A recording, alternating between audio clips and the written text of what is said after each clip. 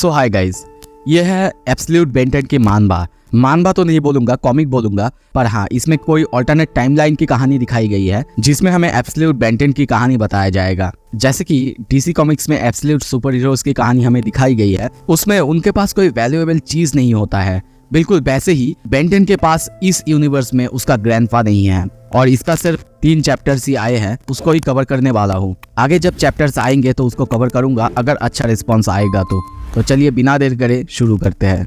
Episode के शुरू में हमें दिखाया जाता है बेन अपनी ग्रैंडपा की फोटो को देख रहा था, कह रहा था मुझे अब भी विश्वास नहीं हो रहा है, अब भी नहीं, आप सच में जा चुके हैं ग्रैंडपा। उसमें हम बेन के साथ उसके ग्रैंडपा की एक फोटो देखते हैं। तभी हमें बेन को दिखाया जाता है जो कि 15 साल का है। उसकी ड्रेस का कलर यहाँ पे पूरी तरह से चेंज है। वो तभी यहाँ पे नीचे उतरता है।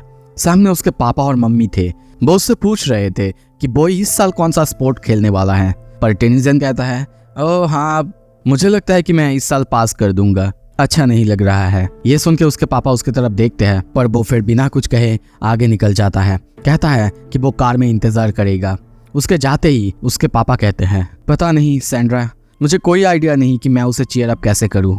उसका मॉम आती है और कहती है अरे ऐसे दुखी मत हो, तुम्हें पता है उसने अपने ग्रैंडपा को खोया है और वो तुम्हारे लिए भी कितने कुछ थे, पर उसके लिए उसका सब कुछ उसके ग्रैंडपा ही थे। तभी उसके पापा को हम पढ़ाते हुए देखते हैं। शायद उसी क्लास में टेनिसन भी पढ़ता है।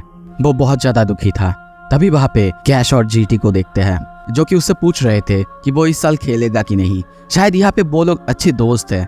वो उससे बार बार कहने लगते हैं अरे पिछले साल तो हमने मिलके कमाल कर दिया था टेनिसन, चलो यार इस साल भी खेलते हैं। पर वो उनकी तरफ देखता है। उसे देखते ही उन दोनों को समझ आता है कि वो नहीं खेलेगा, इसलिए वो लोग उसे बाय कह के बाहर से निकल जाते हैं। टेनिसन उनके जाते ही कुछ सोच रहा था। तभी साइड से आवाज आता है तुम्हें पता है नॉर्मली मैं कहती कैश और जीटी को कि वो अपना काम करे, पर इस बार वो गलत नहीं थे। मुझे याद भी नहीं लास्ट टाइम तुमने खेला कब था। पर ये सुन के तभी टेनिसन को गुस्सा आता है और वो कहता है ऐसे डम प्ले मत करो, तुमने भी खोया है ग्रैंडपा को, अभी बस कुछ महीने ही हुए हैं। पर वो फिर से समझाता, वो सुनता ही नहीं। कहता है मैं ऐसा एक्ट नहीं कर सकता जैसे कि कुछ भी नहीं हुआ है। पर तभी वो कहती है देखो ऐसी बात नहीं कि मैं उन्हें मिस नहीं करती, मैं भी ट्राई कर रही हूँ। देखो मेरे पेरेंट्स ने एक कैंपिंग करने के बारे में सोचा है, तो मुझे लगता है कि तुम वहाँ पे आओगे तो तुम्हें अच्छा लगेगा। पर बेन बहुत ज़्यादा गुस्सा था। ये देख के वो फिर से उसे समझाती है, कहती है देखो मुझे तुम्हें ऐसे देखना बिल्कुल पसंद नहीं है, मैं अपने उसी लिटिल कज़न को मिस करती हूँ। ये सुन के बेन खुश होता है और उसे कहता है अरे तुम मुझसे उतने बड़ी भी नहीं हो। अब हमें ऊपर दिखाया जाता है, पृथ्वी के ऊपर एक स्पेसशिप वहाँ पे उतर रहा था या फिर आ रहा था। इस तरफ अब गोएन बहुत खुश थी कि वो आने के लिए मान गया है। सीन शिफ्ट होता है, बेन पैकिंग कर रहा था। तभी मॉम जाते हुए कहती है बेटा और कुछ ज़रूरत पड़े तो मुझे बता देना, मैं आ जाऊंगी हेल्प करने के लिए। पर बेन कहता है नहीं मॉम मैं बिल्कुल ठीक हूँ। उसके मॉम के जाते ही वो वहाँ पे मैक्स की तरफ से यानी उसके ग्रैंडपा की तरफ से एक पैकेज को देखता है। उसे खोलते ही उसमें एक नोट पाता है जिसमें उसके ग्रैंडपा ने उसके लिए एक मून रॉक गिफ्ट में दिया था। और उनके चिट्ठी को देख के बेन बहुत ज़्यादा इमोशनल हो जाता है और रोने लगता है। सीन शिफ्ट होता है, हमें जंगल के अंदर दिखाया जाता है। वो लोग कैंपिंग करने के लिए आए हैं। बेन कुछ पढ़ रहा था। तभी वहाँ पे शायद गोएन की मॉम कुछ फायरवुड लाने के लिए फ्रैंक को कहती है। पर यहाँ पे बेन ये सुन के कहता है नहीं कोई बात नहीं, एक्चुअली मैं चला जाऊँगा, मुझे ये सब पसंद है। ये कह के वो जाने के लिए आगे बढ़ ही रहा था। गोएन की मॉम कहती है ऑलराइट तो तुम जा रहे हो अगर तो गोएन को भी साथ ले जाओ। ये सुन के गोएन जाने के लिए एक्साइटेड हो जाता है। इस तरफ देखते हैं कुछ देर बाद वो लोग फायरवुड कलेक्ट कर रहे थे। पर तभी गोएन कहने लगती है हे बेन तुम्हें पता है ना मैं भी मिस करती हूँ उन्हें। हाँ मैं दिखाती नहीं हूँ, पर ऐसा एक दिन नहीं था जब मैंने उन्हें मिस नहीं करा। तुम्हें क्या लगता है मैं पूरा दिन अपने डोजो में क्यों रहती हूँ, ताकि मैं अपने काम में बिजी रह सकूँ, और मुझे लगता है कि तुम्हें भी वैसा करना चाहिए। पर ये सुन के बेन को और ज़्यादा गुस्सा आता है। वो कहता है हाँ मुझे भी वैसा करना चाहिए, मैं क्या करूँ, तुम जैसे डोजो कर रही हो वैसे सब कुछ जो भी मैं करना चाहूँगा, जिसके बारे में मैं पैशनेट हूँ, सब कुछ उन्होंने ही मुझे सिखाया है। यहाँ तक कि उन्होंने मुझे होमवर्क करने में भी मदद करा। सब कुछ ख़त्म होने के बाद हम लोग मज़े करते थे हर बार, वो मेरे हीरो थे।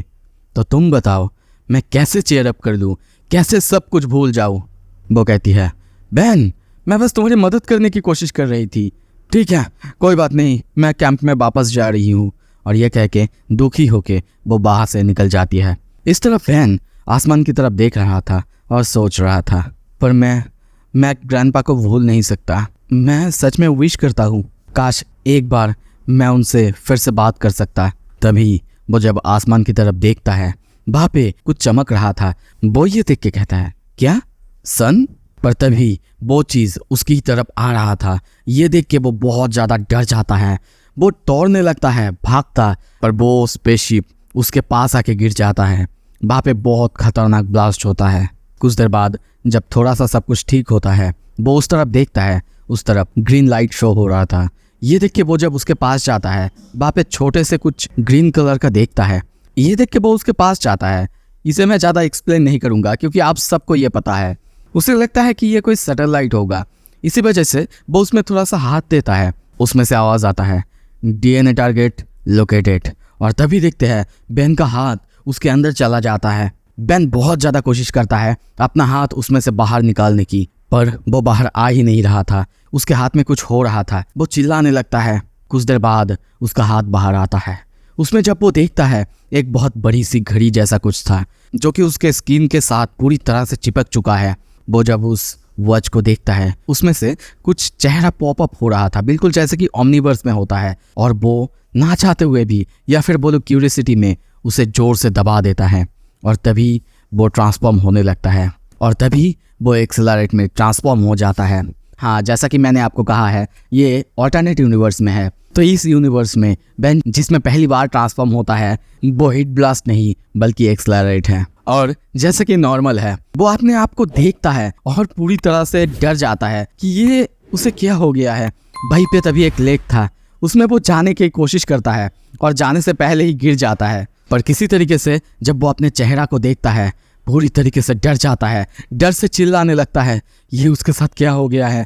जब वो ऐसा हिलने लगता है, उसके पैरों में हम ग्लो होते हुए देखते हैं और वो बहुत तेज़ी से आगे निकल जाता है। वो और ज़्यादा डर जाता है कि ये उसके साथ क्या हो रहा है, इतनी तेज़ी से वो कैसे जा सकता है।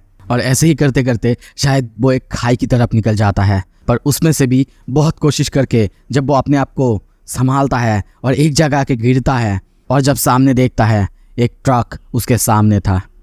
वो ड्राइवर उसे देखते ही पूरी तरह से डर जाता है, बहुत जोर से ब्रेक दबा देता है और ट्रक को मोड़ता है। पर फिर सामने जब देखता है, जंगल था।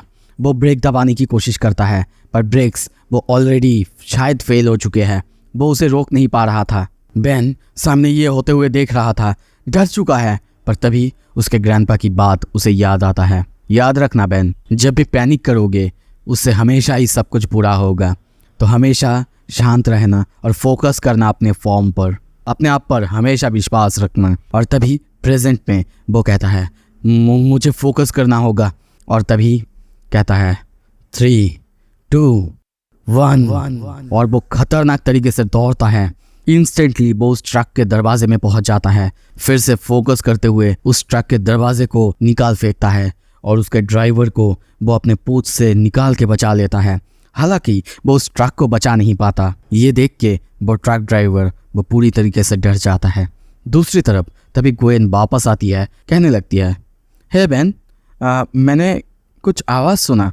पर तभी वो जब सामने देखती है, स्पेसशिप के अलावा कुछ भी नहीं था। वो समझने की कोशिश करती है कि आखिर यहाँ पे क्या हो रहा है। तभी उस लेक से कुछ बाहर आ रहा था जो कि बहुत खतरनाक कुछ था।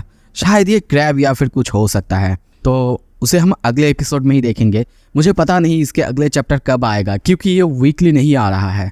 तो अगर कभी भी आएगा और इसका रिस्पॉन्स अच्छा होगा तो मैं ज़रूर लाऊंगा। इस एपिसोड को यहीं पे ख़त्म करते हैं। Thank you so much, stay tuned.